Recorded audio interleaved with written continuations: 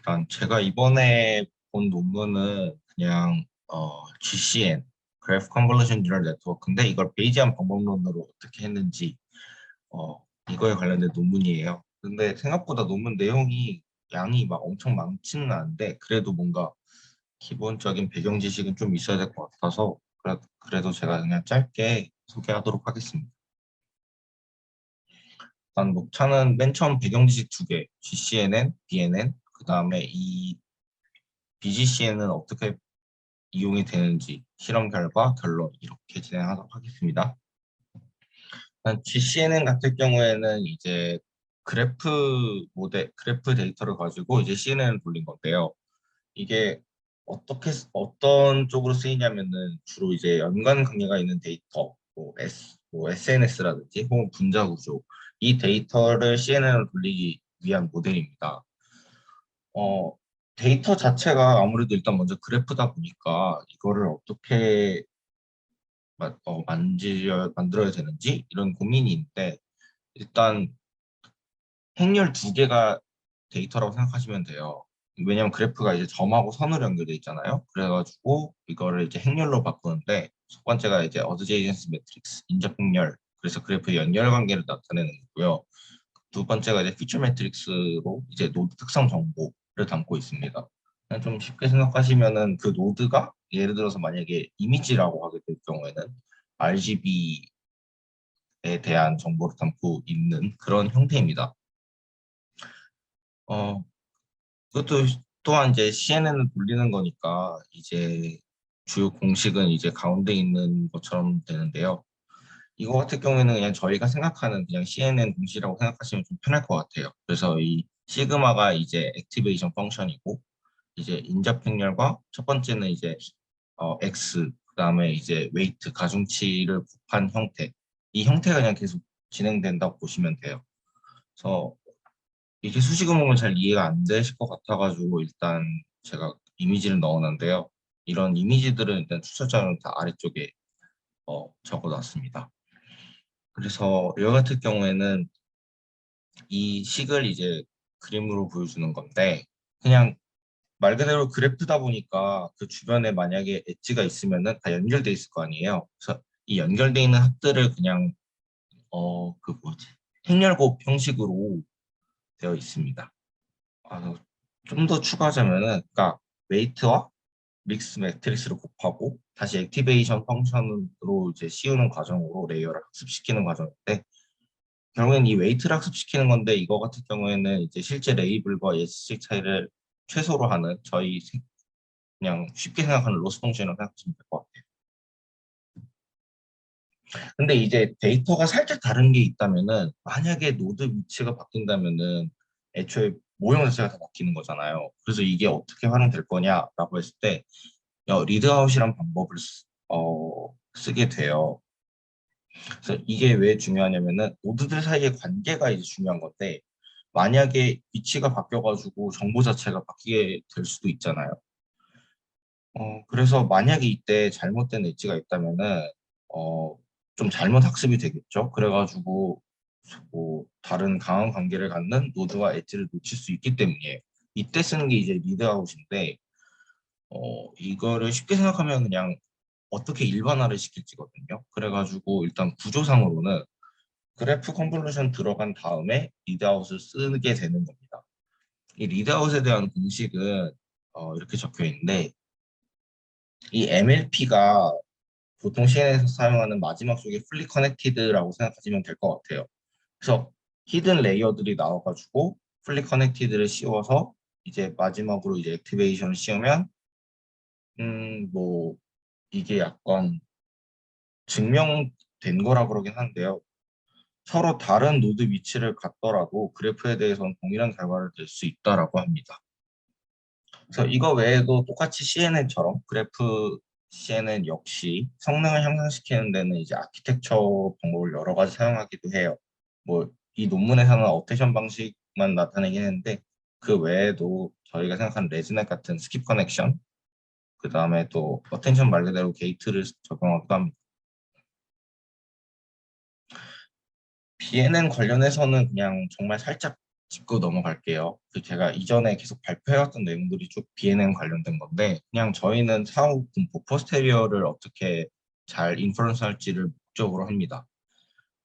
그래서 이전 제가 발표 영상에서도 계속 설명을 드렸는데, 저희가 사후 확률을 구하고 싶은데 이게 직접적으로 구해지지 않을 경우가 많아요. 접근이 안 된 경우가 많아요. 그래가지고 이를 근사시키는 방법도 많이 발전되어 왔습니다. 베이젠에서는. 그 중에 하나가 이제 Variational Inference라고 해서 방분 추론이 있고요. 두 번째가 이제 MCMC 방법인데,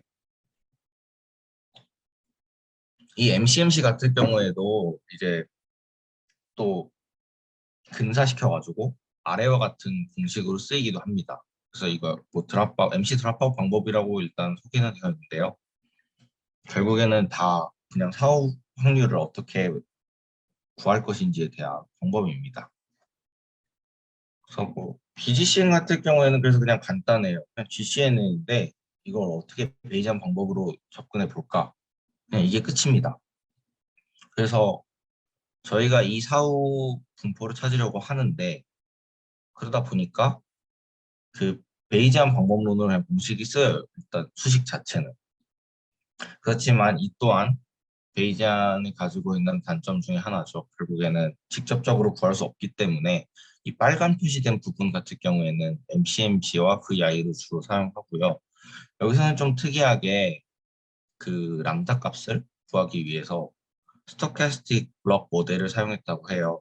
그래서 이 스토캐스틱 블록 모델 같은 경우에는 그 가까운 관계를 가진 점들끼리 커뮤니티 형성하는 구조를 가진 그래프 생성 방법이에요. 여기 이미지가 있는데, 그러니까 당연히 그래프다 보니까 어떤 점들이 좀 더 잘 연결돼 있고 어떤 게 덜 연결돼 있는지, 그러니까 점이 속할 이걸 블록으로 나눠가지고 결국에는 표현을 한 건데요. 이런 점이 속한 블록과 노드들 간의 관계 여부는 샘플링에 따라서 결정이 되고, 당연히 이 방법론은 같은 블록일 경우 에지 생성률 높게, 그러니까 블럭에 따른 노드 연결 정도를 어, 더 강한지 약한지 이런 식으로 이해하시면 될 것 같아요.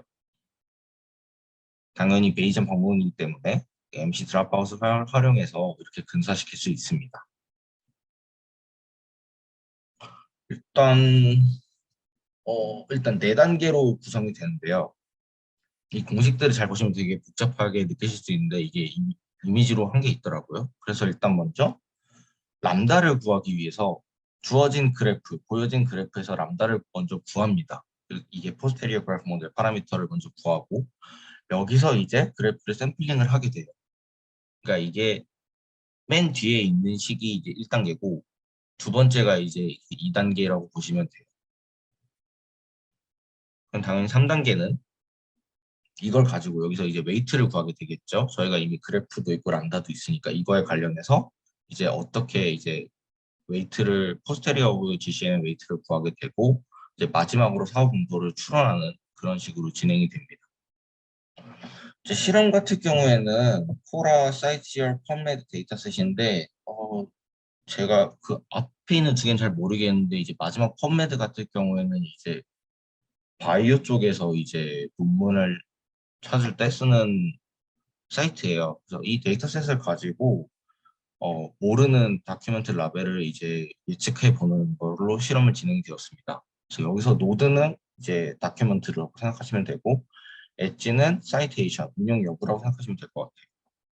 그래서 결국에는 어, 그리고 또 노드 라벨이 이제 토픽을 의미하는데, 결국에는 이제 어, 주제가 다큐멘트에 어떻게 연결되어 있는지 이걸 한번 예측해 보는 겁니다.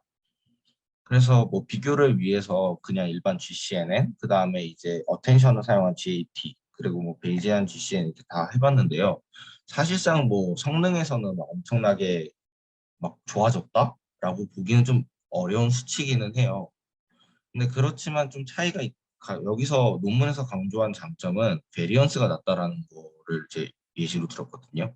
그래서 이게 왜 중요하냐면은 주로 이제 베이젠 뉴럴 네트워크에서도 주로 사용되는 분야가 이제 언설튼티를 잡는 데 있는데, 이쪽에서 좀 더 강점을 보이고 있다라는 것입니다. 좀 아이러니하게도 이제 펀메드 쪽에서는 가장 결과가 안 좋은데 이거는 펀메드 데이터 특성 때문이라고 일단 논문은 설명하고 있습니다. 그 뒤쪽에 있는 헤비테일드 디그리 디스트리뷰션이 좀 이해 안 되실 수 있어서 살짝 추가하자면은 이제 그래프에서 디그리는 결국에는 이 노드에 연결된 엣지의 수를 의미해요. 그래가지고 주로 이제 그래프 같은 경우에는 그 디그리 디스트리뷰션이 좀 약간 꼬리가 길게 뽑혀 나오는 분포, 한쪽으로 쏠린 분포 이런 쪽으로 나오게 되는 가능성이 높다고 하거든요. 그러니까 이제 만약에 연결돼 있는 점이 많다라면은 이제 디그리가 매우 높다. 이게 다른 말로 좀 생각을 해보면은 그냥 일종의 허브 같은 느낌인 거죠. 한쪽으로 다 몰려 있으니까요. 모여 있어서.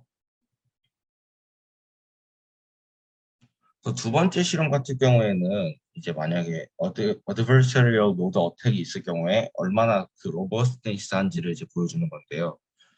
어드버서리얼 노드 어택 같은 경우에는 크게 두 가지로 나뉘게 되더라고요. 그래서 디렉트 방법과 인디렉트 방법인데 이거는 어태커가 타겟을 직접 조작 여부에 따라서 디렉트와 인디렉트로 나뉘게 되고 결국에는 이 노드 어택에 대한 목적은 결국엔 피처를 조작하거나 혹은 커넥션을 추가 혹은 삭제시키는 방법입니다. 이 공통의 목표예요. 그래서 여기서도 결국에는 이 노드 어택에 관해서 얼마나 강건한지를 보여주는데 물론 이제 다 전반적으로 애큐러시가 떨어지기는 하지만 상대적으로 덜 떨어지는 모습을 보여줍니다. 그래서 결국에는 이 논문의 의의는 처음으로 베이지안 반복론으로 GCN을 구현한 거고요. 적은 데이터로 학습이 가능하고 베이지안 반복론이다 보니까 언설튼티에 또 유리하다라는 점. 그 다음에 생각보다 노이즈한 데이터 혹은 어드버서리 어택으로부터 굳건하다라는 장점이 있습니다. 하지만 그럼에도 불구하고 가장 중요한 약간 계산 복잡도에서는 좀 시간이 많이 걸린다고 합니다. 일단 저는 여기까지 준비했고요. 혹시 질문 있으신가요? 감사합니다. 그 4페이지에 노드 위치 변경할 때도 그 뭐 이렇게 제너럴라이즈 할 수 있다? 그거 다시 한 번만 설명해 줄 수 있나요? 어, 어떤 게 궁금하신 거죠? 그러니까 행렬에서 노드의 위치가 변화돼도 저 read out을 쓰면은 결과가 똑같다 이거잖아요. 네, 그냥 일반화 시킬 수 있다라는 거죠. 이게 그게 약간, 뭐라고 설명해야 되지? 노드의 음, 위치가 변화되면 인풋 값이 달라지는 거 아니에요? 네, 그러니까 이제 그렇기 때문에 이제 상식 생각에서는 이게 결과가 완전 달라지지 않냐라는 건데, 그러니까 예. 이 리드아웃은 방법이 결국에는 그냥 일반화시키는 방법이라고 하더라고요. 그러니까 이제 그래프의 특성만 살려내는 거죠. 그러니까 위치가 바뀌더라도 그 음, 관계라든지 그게 유지가 된다라면은 결국에는 값은 똑같다. 뭐 이런 식으로 이해하시면 될 것 같아요. 물론 약간 좀 위상수학 같은 느낌이어가지고 저도 거기까지는 음, 잘 모르겠습니다. 네, 알겠습니다. 네, 잘 들었습니다. 근데 이게 베이지안을 쓰면 아까 결과를 보면은 네. 결과가 좀 나아졌다라고 하다가 그 뭐지? 노드 어택을 하게 되면은 로브스트 하지 않다라고 되어 있잖아요. 로버스트하다. 로브스트 그러니까 하다. 좀 상대적으로 좀 더 로버스트하다라는 걸 보여주는 거죠. 여기 실험에서. 그러니까 여기 보시면은 일반 GCNN 같은 경우에는 85%에서 55% 떨어지는데 베이지안 GCNN 같은 경우에는 86.5에서 이제 아, 거의 한 70% 그 가까이. 그러니까 물론 이제 좀 떨어지기는 하지만 그래도 일반 GCNN에 비해서는 좀 더 나은 모습을 보인다라고 생각하시면 될 것 같아요. 근데 이게 그 제가 이해를 잘 못하는 걸 수도 있는데 네, 이게 빅리안을 보면은 사후 분포도를 이용해 가지고 좀 더 언설트니를 없애고 뭐 이렇게 한다고 하잖아요. 네. 근데 사후 분포를 이용해서 학습을 하게 되면은 사실상 오버피팅 되는 게 아닌가라는 오버피팅. 생각이 드는데 왜 어떻게 그게 되죠?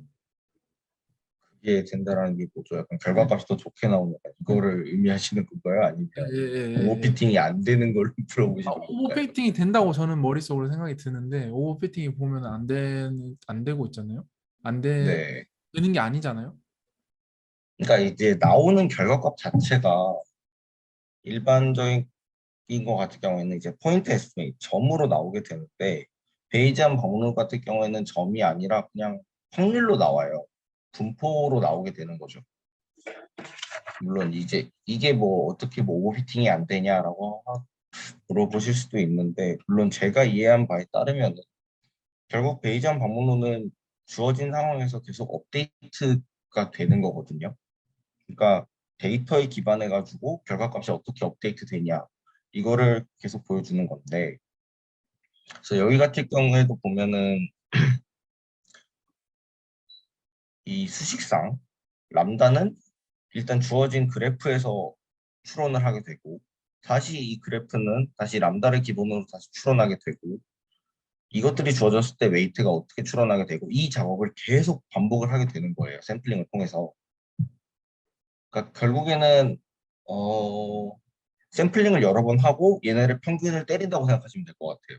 그러다 보니까 좀 약간 어, 일종의 좀 그러니까 분포들의 평균이다 보니까 얘네가 그래서 좀 오버피팅이 좀 덜하지 않나라는 생각이 듭니다. 그러니까 주로 약간 이제 분산을 줄인다고 하죠. 반대로 그렇게 되면은 약간 정확한 값은 잘 안 나오잖아요. 음, 정확한가? 약간 근사한 값으로 아, 네, 나오지. 그쵸. 약간 주로 이제 방법론 자체가 다 근사를 할 수밖에 없는 구조긴 해요. 조건이 안 되다 보니까. 근데 이제 그 근사한 부분이 생각보다 참값에 많이 음, 가깝다. 그래서 이 음, 방법론들만 쓰고 있어요. 여기서 뭐 MCMC라든지 혹은 MC 드랍아웃이라든지 이거 자체가 직접 계산이 불가능할 때 그냥 쓰는 근사시키는 방법인데 아직까지도 약간 통계학 쪽에서는 되게 중요한 방법론이긴 해요. 그래서 이거를 넘어선 그러니까 직접적으로 계산이 불가능할 때 이걸 어떻게 근사할 것이냐에 대한 방법론이 아직까지 나온 게 없어요. 다 MCMC 쪽에서 계속 발전되고 있어요. 네. 그래서 제가 아까 그 마지막에 했던 답변은 좀 약간 도움이 되셨나요? 네네네. 이게 됐어.